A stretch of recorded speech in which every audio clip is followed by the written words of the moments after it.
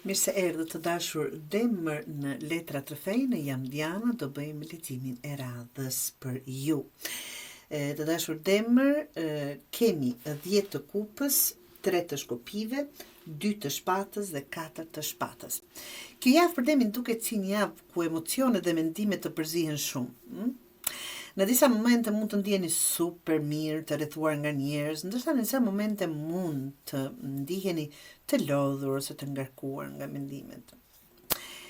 Mos merrni vendime të nxituar derisa ndjeni të lodhur apo të harxhuar, ta thosha paksa nga rrethanat, që ndonjëherë është mirë, ndonjëherë ashtu ju bën. 10 të kupës, të dashur, këtë tregon se në jetën tuaj ekziston apo është duke ardhur, po afrohet një moment që lidhet me harmoni familjare. Njerëz të dashur ose një situatë që po ju jep një lloj siguri, dashurie, po ndjeni përmbushje.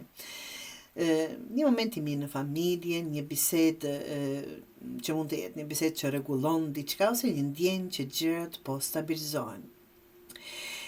Është momenti të vlerësoni njerëzit që janë vërtet pranë jush.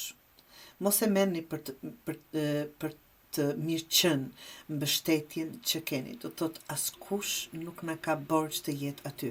Pra të jemi mirënjohës për gjërat që kemi përreth. 3 të shkopive.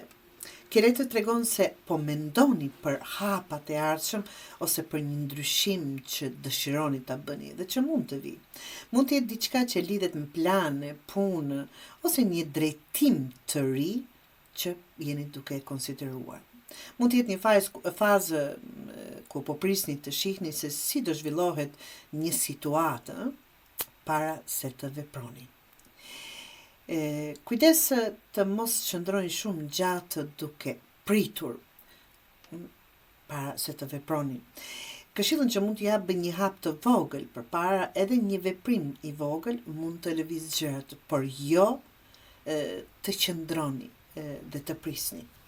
2 të shpatës tregon një vendim që jeni duke shtyr, mund të jetë kjo që patjetër duhet të bërë diçka, duhet lëvizur, ose po përpiqeni me një farë mënyrë ta shmangni.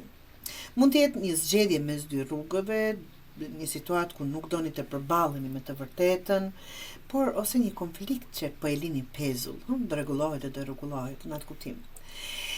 Këshillën që mund t'ju japën nga kjo letër të dashur Demër është mos i mbyllni syt ndaj realitetit. Sa më gjatë ta shtyni këtë vendim, aq më shumë do t'ju rëndoj. Do thotë prisni, të jeni të sigurt në hapat që bëni, por që jo të prisni në pafundësi.